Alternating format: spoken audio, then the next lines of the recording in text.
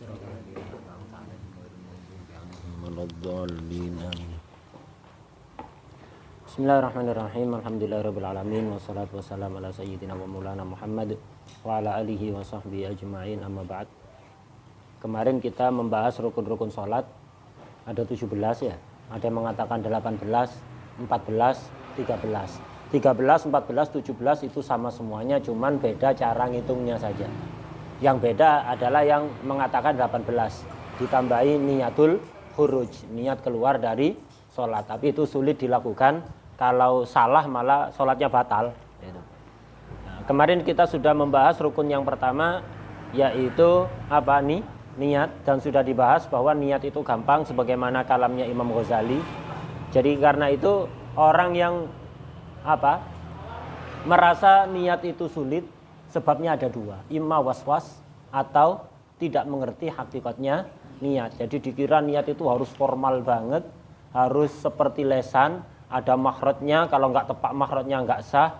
Padahal bahasa hati ya, nggak perlu ada makhraj tajwid dan seterusnya itu. Jadi gampang niat.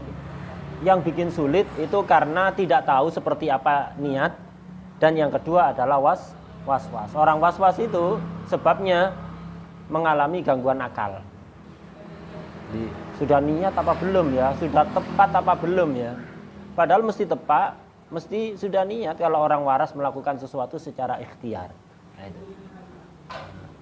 Jadi sangat gampang niat itu. Jadi orang yang bangun dari tidur, dengar adzan zuhur, kepingin jamaah, pergi ke kamar mandi mau wudhu, pergi ke tempat wudhu mau wudhu, kemudian basuh mukanya, kemudian dia ragu, saya sudah niat apa belum ya? Nah, itu berarti akalnya mengalami gangguan, sama seperti orang yang habis minum, anak barusan minum apa enggak ya? Habis makan, anak barusan makan apa enggak ya? Orang pikun, mengalami gangguan akal. Gangguan akal. Mungkin akalnya cerdas, tapi nggak sempurna. Itu ngikuti bisikan syaitan bahwa ente belum niat, kayaknya niatnya belum sah, akhirnya jadinya was-was. Jadi intinya niat itu gampang. Kemudian kemarin juga kita bahas rukun yang kedua adalah takbiratul ihram, dan niat itu harus bersamaan dengan takbiratul ihram. Kemarin juga sudah dibahas tentang muqaranah hakikiyah, istihdar hakiki, dan itu yang mutamat madzhab Syafi'i, mutaqaddimin, tapi kemudian mutaakhirin karena ini dianggap susah, cukup muqaranah urfiyah dan istihdar urfi. Tapi intinya niat itu tidak susah. Niat itu tidak susah. Kemudian kemarin dijanjikan bahwa akan diterangkan syarat-syaratnya takbir. Syaratnya takbir itu ada 20. Di sini disebutkan, banyak di kitab disebutkan. Jadi syaratnya takbir itu ada 20. Untuk bisa sah takbiratul ihram itu ada 20. Yang pertama adalah, tak baca cepat gitu aja, nanti antum lihat, iqa'uha fi halil qiyam fil fardi. Harus dilakukan ketika sudah berdiri kalau sholat fardu. Kalau sholat sunat kan boleh duduk, jadi takbir sambil duduk tidak ada masalah. Tapi kalau sholat fardu, karena harus berdiri, takbiratul ihram ketika mulai A itu sudah harus berdiri tegak. Sambil bangun gini Allahu Akbar, tidak sah. Jadi tegak dulu baru Allahu Akbar. Jangan sambil bangun terburu-buru Allahu Akbar. Sebagian orang kayak gitu, nggak sah. Harus tegak dulu, berdiri tegak baru baca takbir. Ini syarat yang pertama. Kedua, kaunuha bil lughatil arabiyyah lil qadir 'alaiha. Harus pakai bahasa Arab bagi yang mampu. Kalau tidak mampu gimana? Nanti bisa diterjemah. Nah, itu. Bisa diterjemah. Beda kalau Fatihah. Fatihah kalau tidak mampu diganti dzikir, tidak mampu diganti dzikir, maka diem seukuran bacaan Fatihah. Ini kalau Fatihah, karena Quran tidak boleh diterjemah. Tapi kalau takbir bukan Quran, dzikir, sehingga tidak mampu bisa diterjemah, Nomor 3, kaunuha bilafdil jalalah. Harus pakai lafaz jalalah. Nama Allah banyak, tapi untuk takbir harus pakai lafaz jalalah, Allah, ya kan? Tidak bisa diganti Ar-Rahmanu Akbar, Ar-Rahimu Akbar, tidak boleh. Itu harus Allahu Akbar. Wa kaunuha bilafdi akbar, harus ada lafaz jalalah Allah dan harus ada lafaz akbar, Allahu Akbar. Akbarnya diganti. Allahu a'zam, tidak cukup. Allahu ajal, tidak cukup. Harus ada lafaz jalalah, ada akbar. Nomor 5, taqdimu lafzil jalalah ala lafzi akbar. Harus mendahulukan lafaz jalalah sebelum akbar. Allahu akbar. Kalau dibalik akbarullah, tidak sah. Ini yang ke-5. Yang ke-6, adamu maddi hamzatil jalalah. Hamzahnya lafaz jalalah tidak boleh dipanjangkan. Kenapa? Bisa berubah makna. Jadi Allahu akbar, jangan Allahu akbar. Hamzah lafaz jalalahnya dipanjangkan. Karena kalau dipanjangkan muncul makna istifham. Padahal kan kita ini bukan untuk istifham. Nah, itu. Allahu akbar. Allah maha besar. Tapi kalau Allahu akbar maknanya berubah. Apakah Allah maha besar? Pertanyaan jadinya. Tidak sah. Jadi hamzah lafaz jalalah tidak boleh dipanjangkan. Digugurkan boleh apa enggak? Boleh kalau diwasal dengan bacaan sebelumnya. Misalnya usolli fardhu dhuhri ma'mumanillahu akbar, ma'mumanillahu akbar, imamanillahu akbar. Hamzah jalannya digugurkan ya. Enggak dibaca. Ya kan? Boleh asal disambung dengan lafaz sebelumnya. Kalau tidak disambung nggak boleh langsung lahu akbar, lahu akbar, lahu akbar tidak bisa, lahu akbar tidak ada hamzahnya, tidak boleh. Bisa diiskot, digugurkan kalau diwasal dengan bacaan sebelumnya. Gitu. Tapi khilaful aula, sebaiknya enggak, sebaiknya dipisah. Usolli fardhu dhuhri ma'muman lillahi ta'ala Allahu akbar, jangan diwasal. Khilaful aula diwasal, tapi sah. Kemudian nomor 7, adamu iskoti hamzati akbar. Akbar itu hamzanya hamzah kotok. Jadi walaupun ada di tengah harus dibaca Allahu akbar. Tidak boleh Allahu akbar. Jadi hamzah wasal nanti. Tidak boleh. Harus dibaca hamzanya Allahu akbar. Yang ke-8, adamu maddi ba'i akbar. Itu. Adamu maddi ba'i akbar. Akbar baknya tidak boleh dipanjangkan. Kalau sholat jarang, kalau adzan banyak. Jadi Allahu akbar, jangan Allahu akbar. Orang adzan biasanya orang tua-tua itu kadang itu Allahu akbar, Allahu akbar. Bare panjang. Lah ini tidak sah. Kalau untuk takbiratul ihram baknya dipanjangkan tidak sah. Kenapa? Ngerubah makna. Kalau ikbar di kasroh itu nama bagi haid. Merusak mana? Haid, darah haid itu ikbar. Kalau akbar panjang, jamaknya kabar yaitu gendang, tabuhan untuk alat musik itu loh. Nggak bisa kufur kalau tahu maknanya, disengaja meyakini maknanya bisa kufur. Tapi orang awam tidak paham maknanya, yang adan-adan itu, jadi kasih tahu salah itu, lahan. Itu tidak boleh, lahan itu ngerubah makna. Lahan yang berubah makna. Dikasih tahu, jangan dibiarkan. Dikasih tahu dengan sebaik mungkin. Tidak boleh panjangkan. Banyak ini orang yang adzan biasanya kalau sholat, mungkin orang was-was kayak gitu itu. Orang was-was itu tanpa sadar memanjangkan yang pendek, memendekkan yang panjang. Ini orang was-was begitu. Nggak sadar. Memanjangkan yang pendek, memendekkan yang panjang. Ghairil maghdubi alaihim. Atau apa? Banyak. Yang harusnya panjang nggak panjang, yang harusnya pendek dipanjangkan. Itu orang was-was bisa. Tapi kalau adzan itu hatta orang nggak was-was banyak. Jadi ngikuti lagu.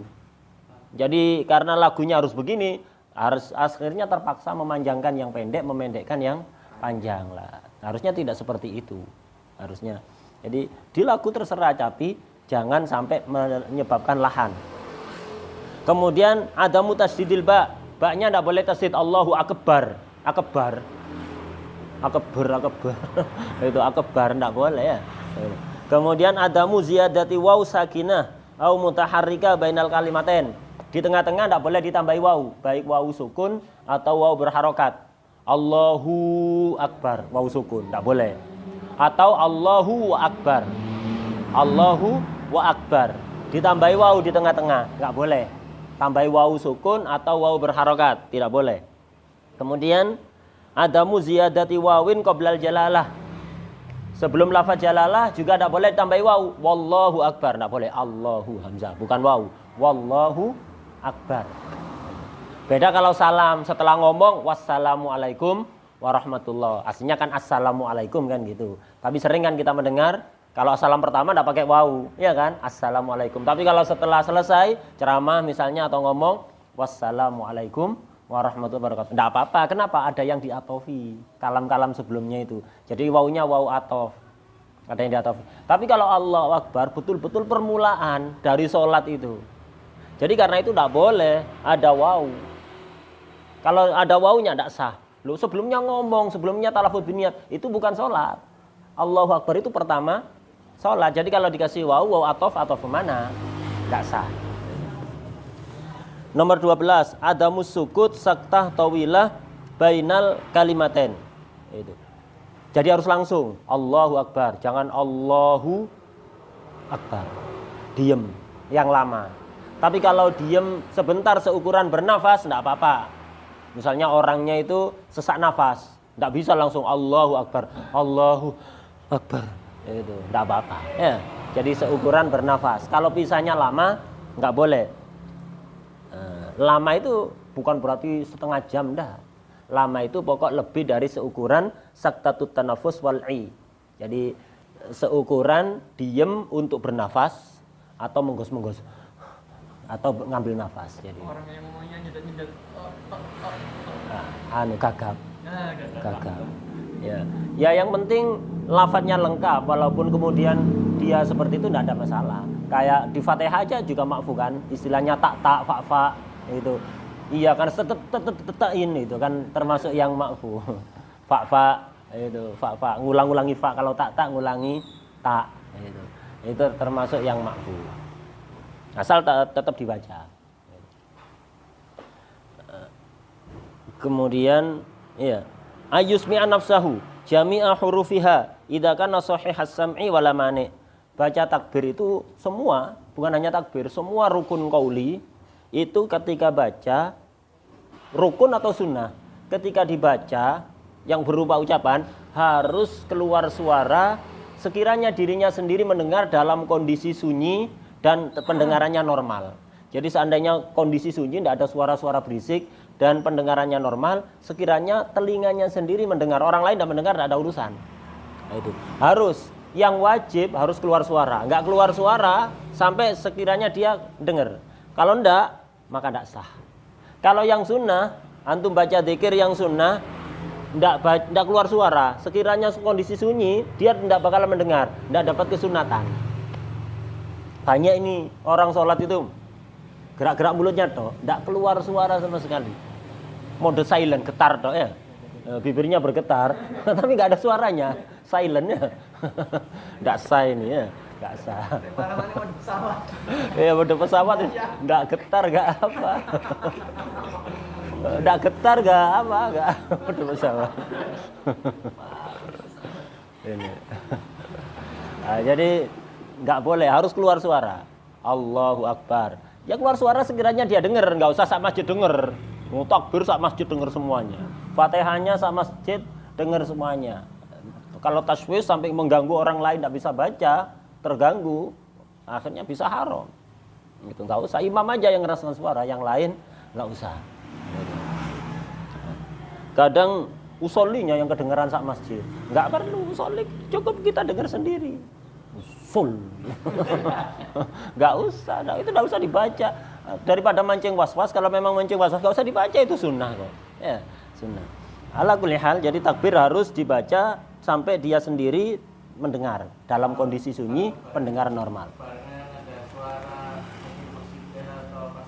Enggak dengar, enggak masalah. Sing penting sekiranya sunyi.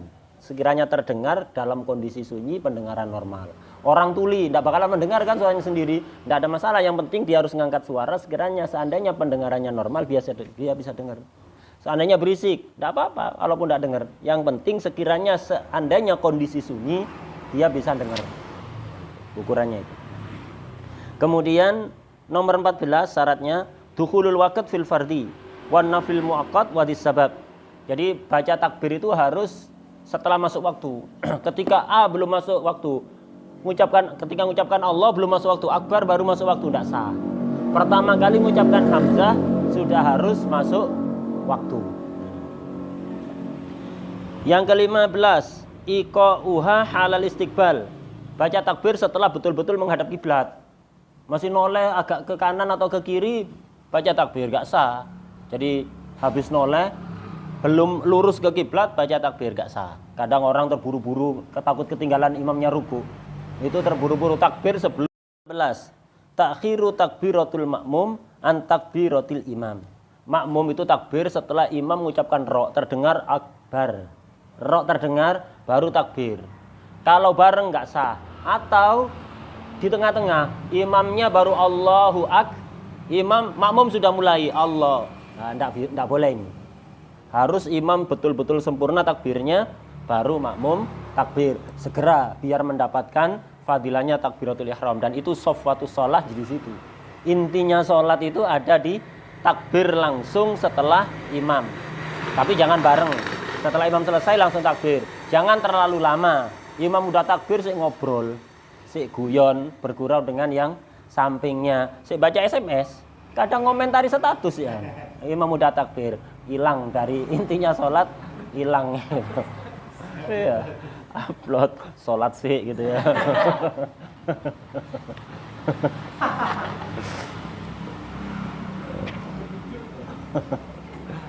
Nah, nomor 16 itu baru. Nomor 17, Allah tubdal hamzatu akbar wawan. Akbar pakai hamzah, jangan diganti wawu. Allahu wakbar, Allahu wakbar, enggak boleh. Jarang ada orang seperti itu. Mungkin enggak pernah dengar ya. 18, Allah tubdal kafuha hamzatan. Allahu akbar kaf. Jangan Allahu akbar, akbar. Kafnya diganti hamzah, enggak boleh. Enggak dengar juga ini. Nomor 19, Allah yazida fi maddil alif allati bainal lam wal ha ila hatin la yarahu ahadun minal qurra wa huwa alimun bil hal ay la yazidu an sab'i alifat wa hiya arba'asyara harakah. Memanjangkan Allah lafzul jalalah enggak apa-apa, tapi jangan lebay, jangan over. Jangan lebih dari 7 alif alias 14 harokat. Nah, ini yang kadang-kadang melakukan orang was-was. Karena niatnya susah, akhirnya takbirnya panjang. Allah, gerak-gerakan gitu ya biasanya. Allah Akbar. Gitu ya. Biasanya kan gitu kan ya. Enggak, awas jangan sampai kepanjangan. Lafzul jalalahnya enggak boleh kepanjangan. Jadi jangan panjang enggak apa-apa. Panjang sampai 7 alif maksimal atau 14 harokat. Allah enggak apa-apa. Lebih dari 14 over, batal takbirnya. Kepanjangan. Jangan kepanjangan. Takbiratul ihram atau takbiratul intikal. Takbir intikal dari duduk misalnya atau dari sujud rakaat pertama kan nyambung sama julus istirahat sama berdiri. Allahu akbar, enggak apa-apa. Tapi jangan sampai lebih dari 14 harokat. Kemudian yang ke-20 ada musharif. Falau kana masbuqan fa ahrama khalfa imamin raqi wa lam yanwi bi hadat takbir at-taharrum wahdahu yaqinan ma'awuqi jami'ihi fi mahallin tujzi'u fil qira'ah lam tasihha. Ini banyak terjadi dan ini penting, banyak sekali terjadi. Jadi takbiratul ihram itu ketika enggak ada sharif, otomatis antum berdiri di depan imam. Imam masih berdiri, antum takbir Allahu akbar. Ini otomatis jadi takbiratul ihram. Kenapa? Enggak ada yang membelokkan dari takbiratul ihram. Tapi kalau ada situasi yang rawan membelokkan itu dari takbiratul ihram, maka harus ada qasd diniati takbiratul ihram. Kalau dalam kondisi normal enggak harus. Jadi imam sedang berdiri, antum takbir, cukup niat sholat itu sudah Allahu akbar, udah jadi takbiratul ihram. Kenapa? Kondisi normal, situasi tidak ada yang membelokkan takbir. Tapi kalau ada situasi-situasi yang kemungkinan berpotensi membelokkan takbir dari takbiratul ihram, maka harus diniati takbiratul ihram saja. Diniati 2 tidak bisa, mutlak tidak bisa. Apalagi dia. Ini banyak terjadi ketika imam sudah ruku, masbub. Imam sudah ruku, takbir Allahu akbar, biasanya langsung turun gini, takut ketinggalan rokaat ya kan, karena kalau tidak nututi tumaknina ruku bersama imam ketinggalan rokaat. Ini banyak terjadi, orang was-was sering mengalami ini. atau orang yang biasa telat. Akhirnya imam rukuk baru datang di masjid. Nah, ini rawan. Kalau kondisi imam sedang rukuk seperti itu, atau turun rukuk atau sudah rukuk, antum takbir harus ada niat takbir saja. Ketika mengucapkan Allahu Akbar, tidak cukup niat sholat, tapi harus ada niat bacaan takbiratul ihram, diniati takbiratul ihram saja. Jadi Allahu Akbar diniati takbiratul ihram. Baru turun. Nah, yang aman baca takbir 2 kali. Takbiratul ihram kemudian takbir untuk rukuk. Kalau itu aman. Cuma dalam kondisi kepepet seperti itu kadang-kadang lupa. Allahu Akbar langsung gini biasanya ya kan. Takbir baca Allahu Akbarnya 1 kali saja. Kalau ingin aman baca takbirnya 2 kali. Allahu Akbar takbiratul ihram. Kemudian Allahu Akbar untuk rukuk. Aman ini. Karena berarti yang pertama takbiratul ihram, yang kedua takbir intikal untuk rukuk. Tapi kalau 1 kali ini yang rawan.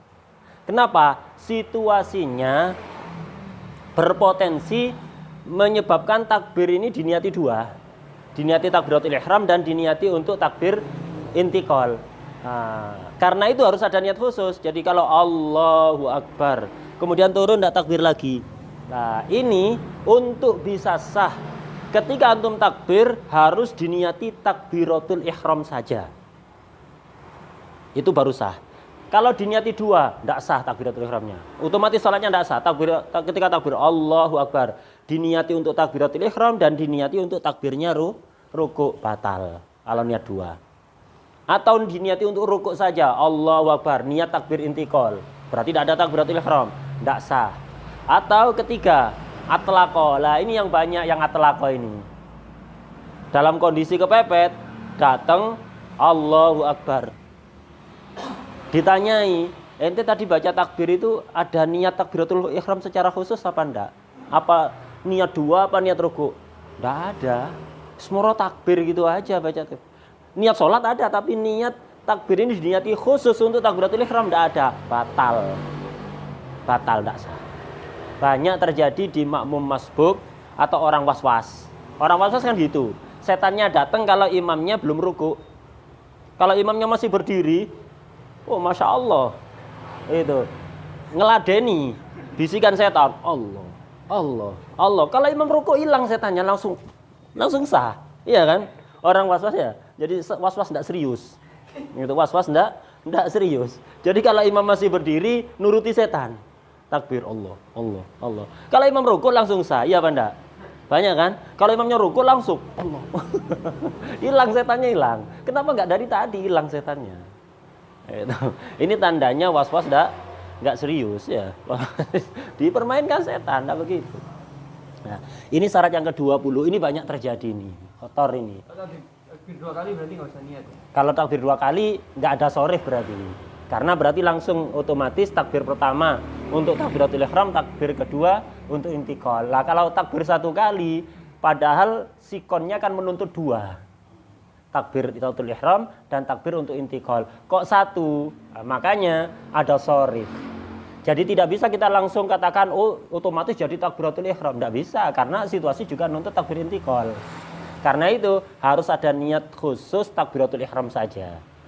Baru bisa sah. Kalau atlaqo, asroka, niat 2 atau atlaqo tidak niat dua-duanya, tidak ada niat dua-duanya, mutlak gitu aja langsung takbir. Atau diniati untuk intikal, batal. Jadi yang 3 batal, yang 1 sah. Yang 3 batal, yang 1 sah. Nah ini banyak ini. Banyak terjadi. Jadi kalau yang pertama mutlak, cuma yang kedua ini takbir. Tidak masalah, karena kan udah otomatis. Kan ada sorif itu kan karena dia takbir 1 kali, padahal sikonnya menuntut takbir 2. Nah kalau udah ada takbir 2 ya kayak kondisi normal, tidak ada sorif. Otomatis jadi takbiratul ihram. Diperlukan niat khusus ketika ada sorif.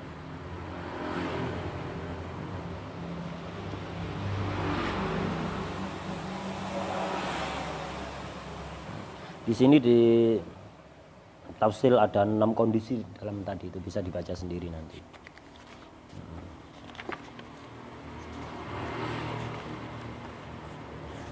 Kita tambah sedikit rukun yang ketiga. Qala radhiyallahu taala anhu ats-tsalits. Rukun salat yang ketiga al-qiyamu. In kanatis sholatu fardhon wa qadar. Rukun salat yang ketiga adalah berdiri. Wajib berdiri itu kalau salatnya fardu, satu. Kedua, mampu berdiri. Itu baru.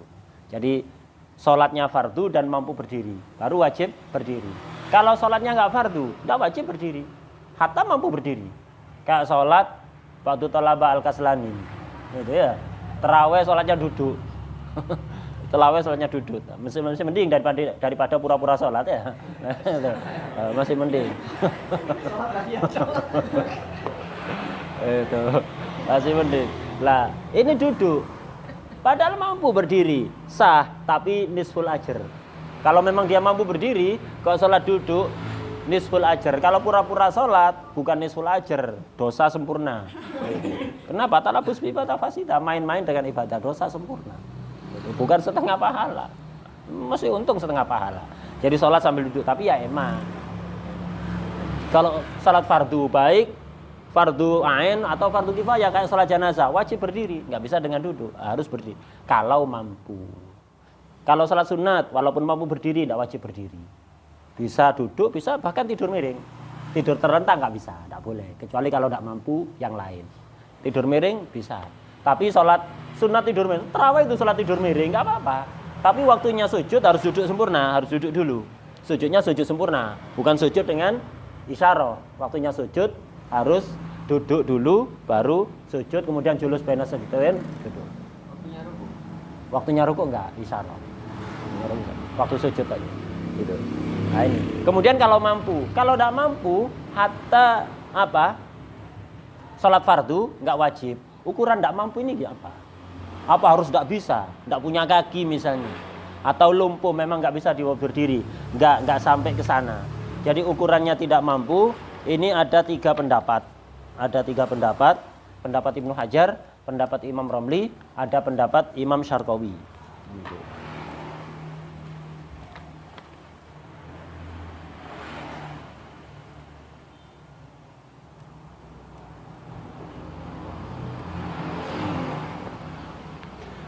Ukurannya ajiz. Itu. Al-ajzu anil qiyam, ini ya apa ukurannya? Ini kalau menurut Ibnu Hajar, Ibnu Hajar itu adalah bi an lahiqathu masyaqqah sadidah allati la tuhtamal adatan.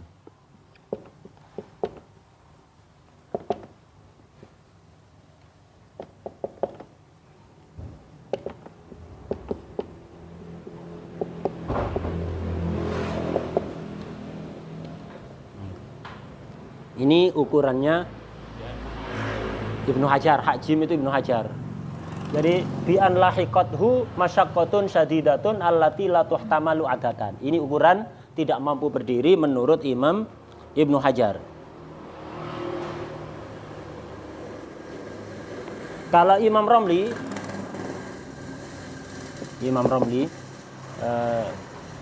bi ayyudhibbal khusyuk.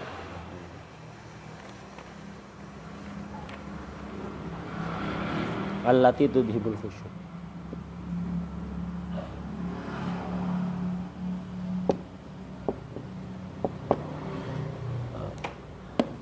Allati ini terusannya dari awalnya sama bi'an lagi masyaqqah.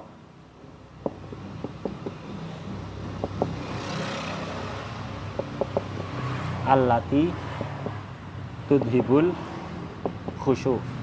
Nah, harus syadidah. Ada yang ketiga, pendapat Syarqawi. Dari awalnya sama bi'an lahiqathu masyaqqah allati tudhib kamalal khusyuk. Paling ringan ini Imam Syarqawi. Jadi ukurannya masyaqqah atau tidak mampu berdiri sehingga memperbolehkan sholat duduk, itu tidak harus orang lumpuh, tidak bisa berdiri sama sekali, tidak harus tidak punya kaki, cukup bi'an lahiqathu masyaqqah syadidah allati la tuhtamal adatan. Sekiranya dibuat berdiri akan menyebabkan masyaqqat yang sangat. sangat berat ukurannya, sekiranya umumnya orang nggak tahan menahan masyakot seperti itu. Bisa berdiri tapi cekot-cekot, orang nggak tahan nahan cekot-cekot seperti itu. Nah, harus seperti itu. Atau pusing berat kayak orang kena vertigo itu kan, orang yang kena vertigo itu harus rebahan, kalau enggak bisa jatuh itu, bumi kayak goyang semuanya. Nah, itu orang darah rendah itu. Jadi seperti itu, enggak mampu berdiri. Pokok kalau dibuat berdiri akan menyebabkan masyaqqah syadidah allati la tuhtamal adatan, akan sangat berat sekiranya ke umumnya orang, adatnya orang itu tidak tahan. Ini menurut Ibnu Hajar baru boleh duduk. Kalau Imam Romli lebih ringan, apa? Bi an lahiqathu masyaqqah allati tudhibul khusyuk. Sekiranya masyaqqah dibuat berdiri, tidak harus sampai cekot-cekot berat, sekiranya bisa hilang khusyuknya. Kalau dibuat duduk tidak cekot-cekot, bisa khusyuk. Tapi kalau berdiri nggak bisa khusyuk sama sekali. Bukan setengah khusyuk, enggak bisa khusyuk sama sekali. Karena menahan sakit, walaupun bisa ditahan, tapi tidak khusyuk. Akhirnya sambil mijit-mijiti cekot-cekotnya. Tidak khusyuk, hilang khusyuknya secara total. Harus hilang secara total. Itu menurut Imam Romli. Kalau Imam Syarqawi lebih ringan lagi. Pokok khusyuknya tidak sempurna. Kalau orang yang sholatnya tidak pernah khusyuk, tidak usah bahas ini. Ya.